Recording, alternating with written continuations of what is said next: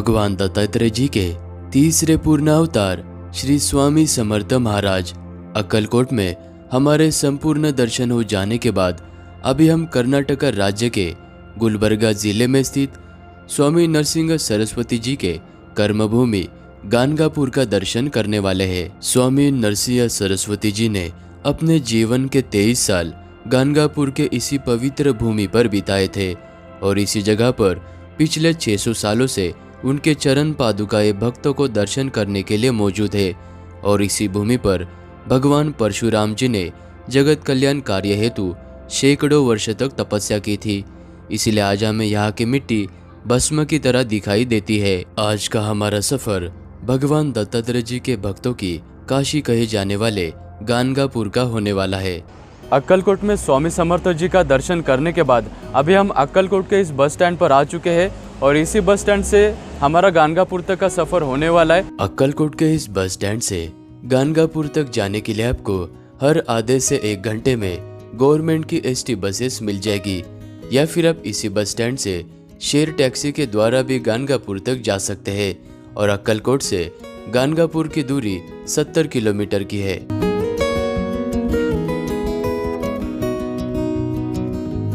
Finally 3 घंटे का सफ़र तय करते हुए हम कर्नाटक राज्य के इस गानगापुर बस स्टैंड पर पहुंच चुके हैं और यहीं पर हमने हल्का सा ब्रेकफास्ट कर लिया है। तो चलिए अभी दर्शन करने के लिए चलते हैं।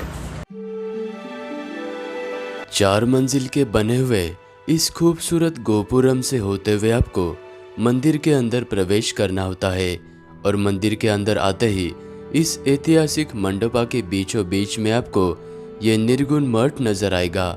इसी जगह पर श्री नरसिंह सरस्वती स्वामी जी की चरण पादुकाएं मौजूद है।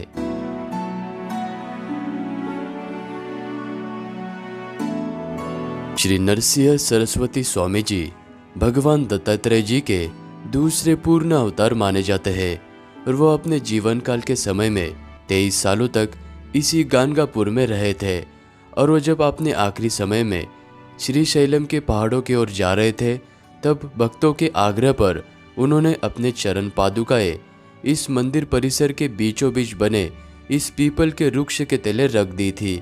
इस पीपल के वृक्ष को अश्वत्थ वृक्ष कहा जाता है। बाद में कुछ साल गुजर जाने के बाद भक्तों ने यहाँ पर इस निर्गुण मठ की स्थापना की और नरसिंह सरस्वती जी के चरण पादुकाएं इस मंदिर में पुनः स्थापना की।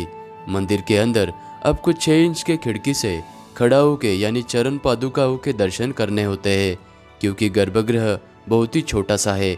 और जब नरसिंह सरस्वती जी आखिरी वक्त में श्री शैलम के पहाड़ी की ओर जा रहे थे तब उन्होंने अपने भक्तों को वचन दिया कि भले ही मैं यहाँ से चला जाऊँ लेकिन अपने भक्तों के कष्टों को दूर करने के लिए मैं हमेशा इस गानगापुर के पवित्र भूमि पर रहूंगा। अभी हम भीमा और अमरजा नदी के संगम स्थान पर आ चुके हैं और ये वाला संगम स्थान जो गुरुदत्त भगवान का जो मुख्य मंदिर है वहाँ से 3 किलोमीटर के दूरी पर है। आप प्राइवेट ऑटो करके या फिर शेयरिंग ऑटो करके इस जगह तक आ सकते हैं। इस जगह पर भीमा नदी और अमरजा नदी का संगम स्थान है, इसलिए इस जगह को संगम तीर्थ कहा जाता है और इसी संगम स्थान पर स्वयं नरसिंह सरस्वती स्वामी जी हर रोज स्नान करने के बाद वो इसी जगह पर आराधना और साधना किया करते थे और प्राचीन प्रथा के अनुसार जो भी भक्त गानगापुर में आते हैं उनको सर्वप्रथम इसी संगम स्थान में स्नान करने के बाद ही गुरु दत्तात्रेय जी के मंदिर में दर्शन करने जाना होता है।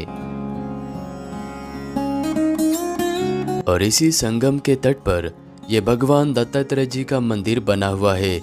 इसी जगह पर स्वयं नरसिंह सरस्वती स्वामी जी रहा करते थे और संगम स्थान में स्नान करने के बाद वो इसी मंदिर में अपनी देव पूजा और नित्य क्रम किया करते थे। अपने भक्तों का उद्धार करते हुए इसी जगह पर नरसिंह सरस्वती स्वामी जी ने अनेकों भक्तों के कष्ट और रोगों को इसी जगह से दूर किया था। संगम स्थान के सीढ़ियों के पास में ये बड़ा सा भवन बना हुआ है और इस भवन के बीचों बीच में आपको ये औदुंबर का वृक्ष नजर आएगा। नरसिंह सरस्वती स्वामी जी ने एक कुष्ठ रोगी के कोढ़ को ठीक करने के लिए अपने कमंडलू से एक लकड़ी पर पानी छिड़क कर इस बड़े से वृक्ष का उत्पत्ति किया था। इस औदुंबर के वृक्ष के अंदर स्वयं भगवान दत्तात्रेय जी का वास है, तो इस जगह पर आप साल के 12 महीने गुरु चरित्र का पारायण कर सकते हैं। इस जगह पर भगवान दत्तात्रेय जी के छत्र छाया में सभी भक्तगण गुरु चरित्र का पारायण करते हैं। इस जगह पर नियम, तिथि, वार, मुहूर्त किसी भी चीज को आपकी जरूरत नहीं होती है। यहाँ पर आप साल के 12 महीने गुरु चरित्र का पारायण कर सकते हैं। अभी हम भस्म पहाड़ी नाम के जगह पर आ चुके हैं। यह जगह संगम स्थान से मात्र 5 मिनट के दूरी पर है। इस जगह पर भगवान परशुराम जी ने जगत कल्याण कार्य हेतु सैकड़ों वर्ष तक तपस्या की थी और यहाँ पर तपस्या करने के कारण तप के अग्नि से यहाँ की मिट्टी भस्म में परिवर्तित हो गई। भक्तगण यहाँ पर आकर इस मिट्टी को प्रसाद के रूप में अपने घर लेकर जाते हैं। सैकड़ों वर्ष पूर्व यहाँ पर भस्म का बड़ा सा पहाड़ हुआ करता था। भगवान दत्तात्रेय जी के मुख्य मंदिर से मात्र 10 मिनट के दूरी पर ये भगवान कल्लेश्वर शिव जी का मंदिर स्थित है। इस जगह पर भगवान शनिदेव, श्री पंचमुखी गजानन और नवग्रह मंदिर स्थित है। गानगापुर के यात्रा पर जो भी भक्तगण आते हैं वो इस जगह पर जरूर आते हैं। यहाँ पर आप इस टांगा गाड़ी के द्वारा आ सकते हैं। दोपहर के 12:30 बजे मंदिर के अंदर आरती होती है और यहाँ पर आपको ये लोग नजर आएंगे। इनके पास आपको ये पत्ते मिल जाएंगे, ये आप 10 रुपए में ले सकते हैं। नरसिंह सरस्वती महाराज अपने जीवन काल के 23 सालों में इस जगह पर 5 घरों में से हर रोज भिक्षा मांगा करते थे। उसी 600 वर्ष पुरानी प्रथा को बरकरार रखते हुए यहाँ पर आज भी माधुगिरी का प्रसाद दिया जाता है, तो इसका लाभ आप ले सकते हैं। गानगापुर में आने वाले भक्तों के लिए यहाँ पर रहने के लिए भक्त निवास बना हुआ है और इसी भक्त निवास के अंदर उनके लिए प्रसाद की भी सुविधा की जाती है। तो अगर आपको गानगापुर में रहना है तो आप यहाँ पर रह सकते हैं।